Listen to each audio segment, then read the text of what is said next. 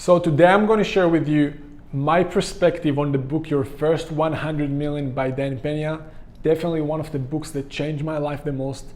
I'm following Dan for the many last years. I went to the castle, I think like 5 years ago now, and I want to share with you my perspective as someone who's living that life over the last few years, and I hope it will help you as much as it helped me. So stay with me until the end. I'll share with you some of my thoughts. I'll share with you the review from my angle, and I'll share with you lessons that I learned since that can help you in your process as well. And if you don't know me, my name is Mohan Puber. I'm here to help you buy your dream business and share with you from my experience buying businesses in the last few years. I'm also the founder of acquisitions.com. This channel is the channel that I wish that I had when I started. So I'm here to share with you the small details, the nuances in the deal, because Dan Pena, seriously, some of the things that he forgot, we didn't even learn yet. So I want to help you bridge that gap between the understanding of Dan, which is like insane, versus people who just start in the process and don't understand some of the small details. So to begin with the book, Dan is obviously sharing his story, but I want to go to the nitty-gritty and right to the action, right? So the first step for you to follow when you read that book is to pick a sector, right? Find your passion, find a sector that works for you. Find a combination that combines your passion, your context, maybe something you're curious about, right? And stick to that sector.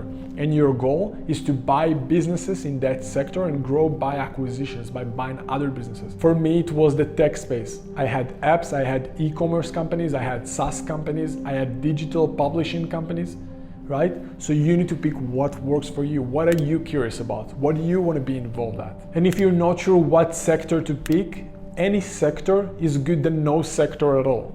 Don't be one of those people who wait for years before they even pick a sector.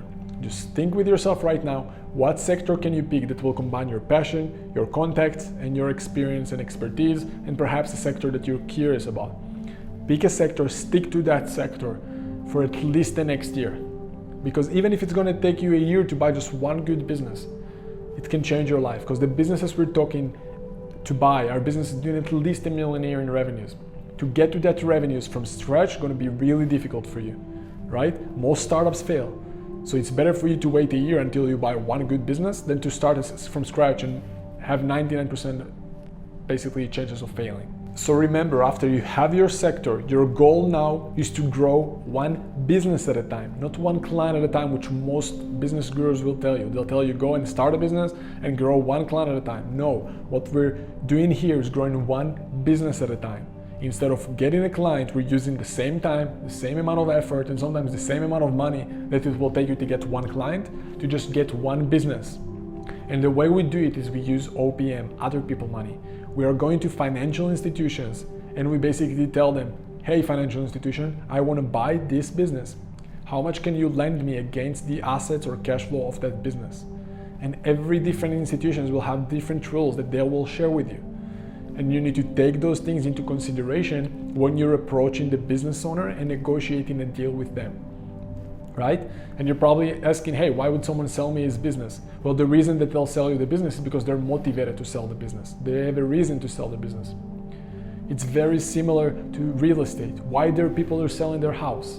Same here in business. People are motivated for whatever reasons. They have some family issues, they have different passion. And the biggest things nowadays is people want to retire. There are so many baby boomers out there, especially in the US, who just want to retire. And there's money out there who's looking for the right deals and for people like you who are passionate and excited and committed and are willing to invest in themselves to buy some of those businesses. So after that, it's all about building your team. So some of the people you want to help you, right? Then he's talking a lot about the dream team or having accountants and lawyers in your team. But even if you have accountants and lawyers in your team, you want to make sure that you pay them on contingent fee and you don't pay them per hour, right? Because the last thing you want to do is pay someone by the hour, because what they're going to do, they're going to take as many hours as they can. Also, you need to remember that the accountants and lawyers will help you in the due diligence period. Due diligence on a deal happens after you getting an offer accepted. So you need to learn the process on how to get an offer accepted, on how to negotiate the deal the right way, on how to build rapport with the business owner so he will accept an offer. After you have an offer accepted, then you can bring accountants and lawyers to help you with due diligence. Then in the book, Dan is talking a lot about the fact that you want to focus on finding deals and finding money. As the visionary of that project, your main goal and task day to day should be to find more deals to buy and find more money to help you buy those deals. Then you obviously want to know and learn how to negotiate deals, right? And understand different deal structures like deferred payments, like earnouts, like 90 days payments that you can get from sellers, like getting financing from suppliers or customers. All those different things that can help you close those deals. And then you need to remember that after you even close the deal, then the real work starts. People think that, okay, I need to do all that work to buy the business and then I'm good. And that's not the case. You need to have a process and system on what to do after you buy the business. How to bring professional managers to help you, how to set the right vision and have tracking systems for your managers, how to have the right KPIs and have accountabilities for your managers. So remember, if you're the visionary of the business, your main job should be finding deals, finding money, and you should build yourself the level of self-esteem and leadership so you could bring in people to do the rest of the work.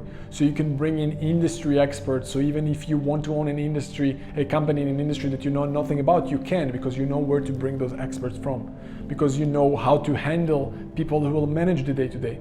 So you could step back and be more of the visionary and someone who's setting the goals for the business and not someone who's involved in the menial day-to-day repeatable stuff, right? Those are some of the things you need to keep in mind as well. Another thing you need to keep in mind is an exit strategy. What is your exit strategy?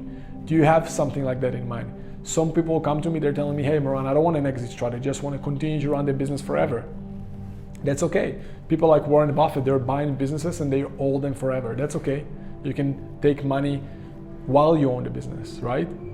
Another thing for you to remember is when you take money in those deals. You can take money at closing. If you raised enough money, you can take money while owning the business as dividends, as bonuses, as an income. You can take money at exit. So like I said, if you have an exit strategy and you decide to sell, even when you sell, you have few options there. You can sell for a private buyer, for a larger player in the industry who can buy you. You can go public and do an IPO and you can get paid there. And that's the big, large capital events that you can have. So you want to keep all those things in mind on if and when you get yourself into an adventure. I know people who get themselves into a sector only after they have a relationship with the buyer, right? And that's what I show you in my other videos as well, with doing reverse exits, which have a buyer in mind first and then build yourself a roll-up in that sector. A roll-up is pretty much you going out there and buying a few companies in the same sector. That's a roll-up, right? You need to learn the lingo. And that's why the book is amazing. It will share with you some of that lingo. Obviously, it will give you a high level understanding and you want to get into the details after that, but it will give you an initial first steps to understand how that process even looks like. Now, Dan is talking about, the name of the book is basically your first 100 million. If you want to understand how you can get there, it's basically first year, buy yourself a business doing 1 million, second year, buy yourself a business doing 3 million, and then every year, double that amount. Even with 3 years, you'll get to yourself, let's say first year you bought yourself business doing 1 million, second year you bought yourself business doing 3, third year you bought yourself business doing 6. You now have a business doing 10 million a year, right? And for example, in my space, I was in the tech space. We're talking about the opportunity to sell those businesses at 10 times revenues, multiples of revenues. If you get to a point where you have a business doing 10 million a year in the tech space, you can sell it for 10 times multiples, and that means your first 100 million within 3 years. And again, that's if everything works fine for you, right? I'm not saying it's going to be easy. I think it's a simple process, but it's not easy. And obviously it depends on the sector you're at, right? In the tech space, those are the multiples you can expect. In boring sectors like constructions and things like that, we're talking about 3 to 5 times multiples of EBITDA or pre-tax profits, right? So those are some of the things you want to keep in mind as well. And that's why you want to have an exit plan in mind when you just start, because that will allow you to think of what kind of exit amounts you could earn when you sell the business. So go read that book if you didn't yet. Dan is amazing. Go have every opportunity you can go to be next to him, go and have that. You will open your eyes to what's possible, but remember that in the end of the day, it's on you. You need to be committed, you need to be resourceful, you need to take action, you need to be coachable. and you want to have the full process A to Z, so you won't make those small mistakes. You want to learn the language and the small details, and ideally have a community around you of people who are doing that and will give you the support to help you with those things. And if you see that this space is for you and you want to be involved in that, one of the next steps and questions you want to have is, how do I build myself a pipeline of deal flow of companies that I can buy, right? Which is one of the biggest questions I'm getting. So I created a video exactly for that. But before that, subscribe to the channel and like this video if you didn't yet. And after that, go and watch this video that I created on deal flow, on how to build yourself a pipeline of deal flow to have so many companies you can buy potentially. So go and watch this video next, and I'll see you soon.